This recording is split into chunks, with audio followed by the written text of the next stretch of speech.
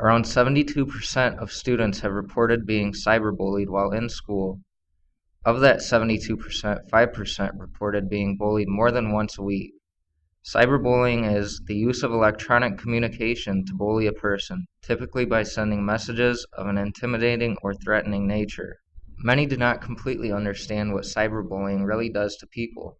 Bullying causes its victims to become secluded from society, which leads to depression due to lack of contact. Victims are often embarrassed to talk to anybody about this issue, causing them to feel more alone. The effects of cyberbullying are impactful and scarring. Can you start by saying your name and age?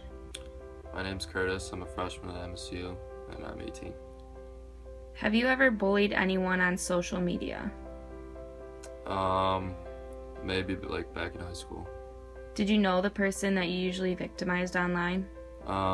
Not really. It was just like a quiet kid in my math class. Where did you usually bully him from? From home or with friends, like on the computer or just like on our phones. Why did you choose to bully someone? I don't know, we just thought it was funny at the time. We didn't really know how much it would like affect him later on. Did you ever get caught? No, he never said anything, but his friends told us to stop, and I don't know, we just kind of like grew out of it. How do you think it affected the person that you bullied? We didn't really know how much it would affect him until like he stopped coming to the class we had together, and he would like duck around the hallways away from us, so I don't know. Now that you've seen how it affected this person, would you go back and change what you did? I mean, what we did was definitely wrong. It probably made him feel bad, so yeah, I definitely wouldn't do it again. In a study, researchers found that victims of cyberbullying showed more symptoms of depression than victims bullied face-to-face. This is because of the fact that bullying online is more relentless and frightening, especially when the bully is able to remain anonymous. To make matters worse, cyberbullying can occur at any moment and often the victim is alone. This leads victims to feel secluded and can even cause depression. Some students are bullied so often that they drop out of school and start using drugs and alcohol. In some extreme cases, this can lead to suicide. Our world has entered into a new era, connected and brought together by social media. As human beings, it is our nature to crave social interaction. The rise of social networking sites such as Facebook and Twitter has provided the perfect opportunity to satisfy our social appetites. But with this rise of online interaction, there is a force that is constantly affecting not only those around us, but millions across the world: cyberbullying. According to the basic dictionary definition, cyberbullying is the use of online communications to harass, threaten, or embarrass another. The action of cyberbullying can vary from forwarding cruel private messages, pictures, or videos to assuming false identities on social networking sites. Unlike traditional face-to-face bullies, cyberbullies have the advantage of anonymity. Masked behind the computer screen and online accounts, many are given a false sense of authority and security, believing that their actions will have no consequences. And because cyberbullying takes place on the internet, these embarrassing messages and private images or videos can spread like wildfire just by clicking send.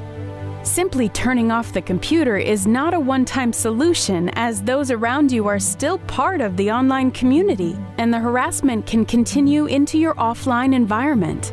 When the bullying continues, most victims experience symptoms such as withdrawal from family and friends, depression, and even thoughts of suicide. The internet, what could be a fun and safe community for the world, is now contaminated with hatred. Cyberbullying is a monster we've created ourselves, and it has to be us who will put an end to this epidemic. Can you first state your name and age? My name is Ashley, I'm 18 years old, and I'm a freshman at MSU. Have you ever been bullied or victimized online or on any social media website? Yeah, when I was in junior high. How old were you when this happened? 14. Did you know the person who bullied you at the time? No, I didn't know them because it was a fake account on Facebook. How often would you say you were harassed online? Probably about once a week. Can you remember anything that they would say to you? They would just say like a lot of degrading comments. Where were you when this usually happened? Usually when I was alone in my room, just kind of on my laptop. Did you tell anyone? No, I didn't tell anyone. If you want to, could you tell us how this made you feel? It just made me feel really isolated and alone since I was usually by myself when it happened. Do you think that what happened to you affects how you act today? Yeah, because I've learned to watch out for myself and learned to respect other people while I'm online. If there's one thing that you could say to teens who are getting bullied online right now, what do you think it would be? Probably just to stand up for yourself and fight for what's right. Although cyberbullying is relentless and may seem to be endless, it is definitely preventable. Schools should develop a law or rule that states that cyberbullying is not acceptable and students who participate will be punished. It is critical to find a way to prevent the issue from recurring without taking away First Amendment rights. This is often difficult for schools to enforce unless the action takes place on school property, which is why a second backup solution must be in place. People must be educated on cyberbullying and remain active in enforcing against it. This includes educators, counselors, and even students.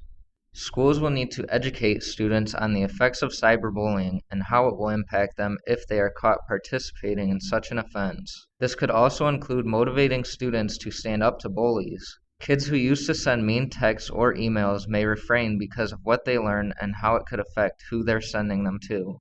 If everyone does their part, there will be an end to cyberbullying.